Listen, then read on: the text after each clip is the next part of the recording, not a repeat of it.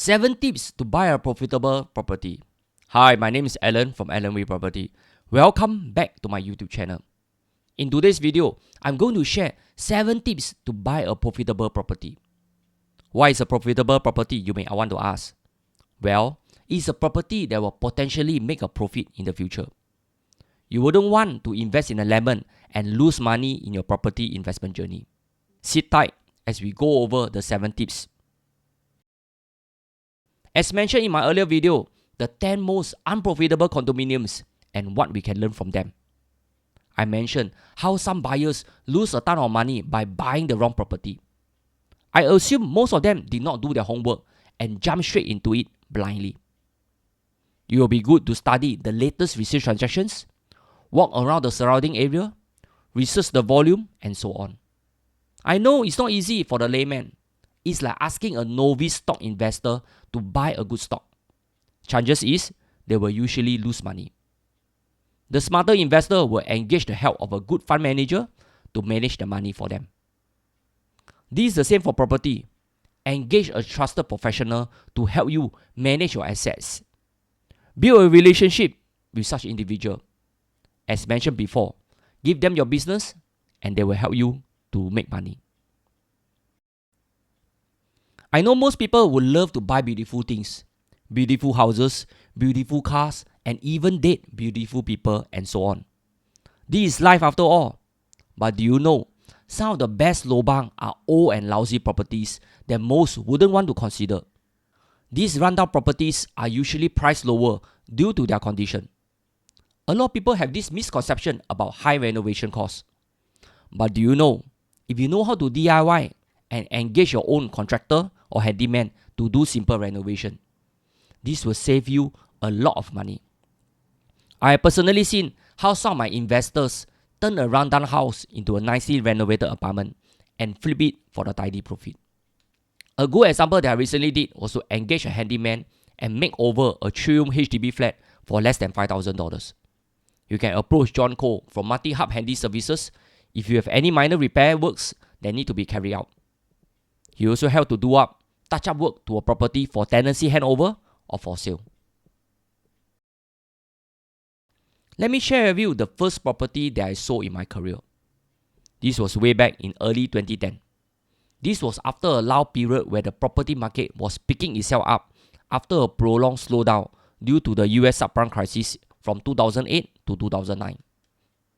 I was marketing this high floor, high ceiling 2-bedder in the Dairy Farm condominium in the Hillview area.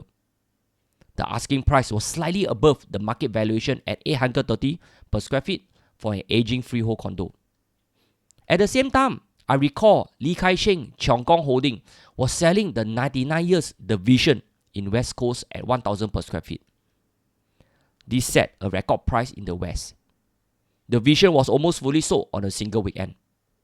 This sent a strong signal to the market that the property sector may have turned the corner.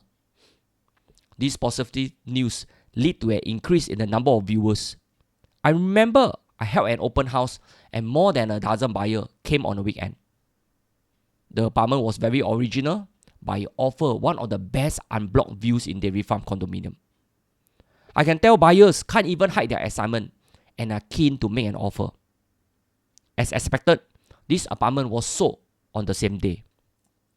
The ultimate buyer see the value in this apartment and not so much about the higher price.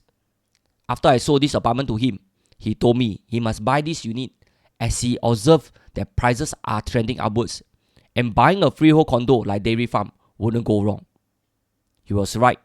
Today, Dairy Farm condo is going at $1,600 per square feet. Anyway, this is my first property deal and it helps to kickstart my real estate career. Here, I have personally encountered many buyers that miss out on very good deals because of the high price. They are not willing to outbid and want to buy at valuation.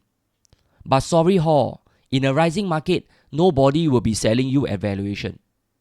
They should focus more on the value of the property from a longer perspective, and this will help them in making better decisions. This strategy is to buy a property next to a condo that is going to Enbloc soon. If you know of any property that is going to Enbloc soon, the chances of buying a unit there will be slim, as most owners will not sell their unit knowing there is a pending collective sale going on. If they are selling it to you, most likely they will sell you at a higher price.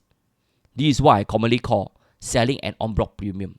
So be careful and do not be trapped. The better alternative is to buy a condo that is next to an en bloc property, knowing that once the en bloc property goes through, the new development will usually be marketed at a higher price, and this will push up the value of the surrounding property.